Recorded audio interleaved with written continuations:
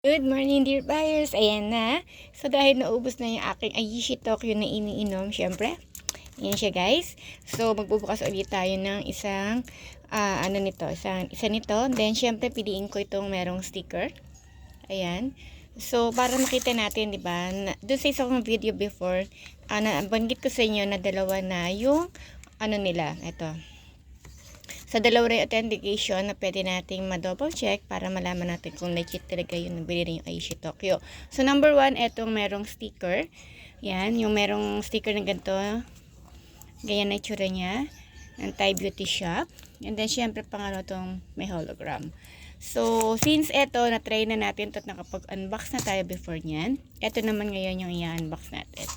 So, first, syempre, gusto natin malaman ano nga ba yung meron sa likod ng sticker para malaman natin kung ano yung authentication proof nito upon opening. Okay. So, ganito lang pala siya. Wala siyang okay. So, wala siyang ibang nakaano, kundi ito lang. Yung sticker lang. Siguro talaga yung sticker lang yung magsasabi na kapag merong ganito, yan, authentic yung nabili natin. Yan, guys. Then, syempre, open na natin. And, oras na siya para inumin. So, ito, guys, napakaganda niyang inumin every morning. And then, highly recommended din po siya na at least 30 minutes inumin before ka mag-meal. Yan, para totally wala pang laman yung tiyan mo. Yan. So, kagandahan dito ay meron siyang oral sunblock. So, sun protected na tayo kapag lumabas tayo. Yan. Hindi mo tayo lumalabas everyday, pero pag nakainom ka nito, matik sun protected na tayo. Yan, guys. So, kagandahan ng ating Aishi Tokyo. So, pwede siyang inumin ng mga 18 years old and up. 2 to 4 capsule a day. So, depende po yan sa inyo. Kung gusto niyo ng fast track, gawin siyang 4 na Aishi Tokyo ang iinumin ninyo. And then, ito po ay FDA approved, halal certified. Napaka-safe inumin.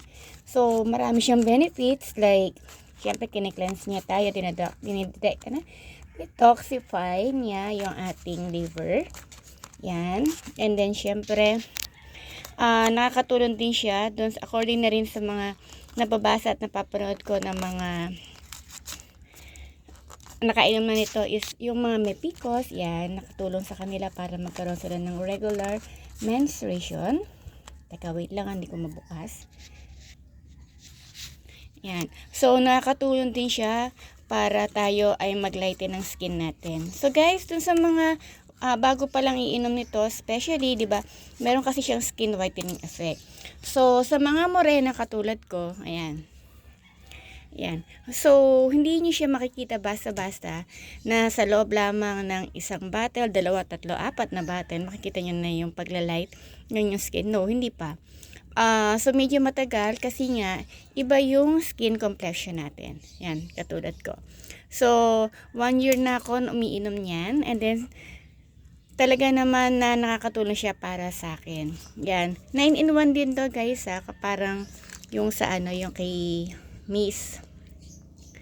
Yon? Yung trending ng kay, nakalimutan ko tuloy yung niya, Necotayon. Yan. Para silang 9-in-1. But this one is made, or ang mga ingredients nito is from Japan.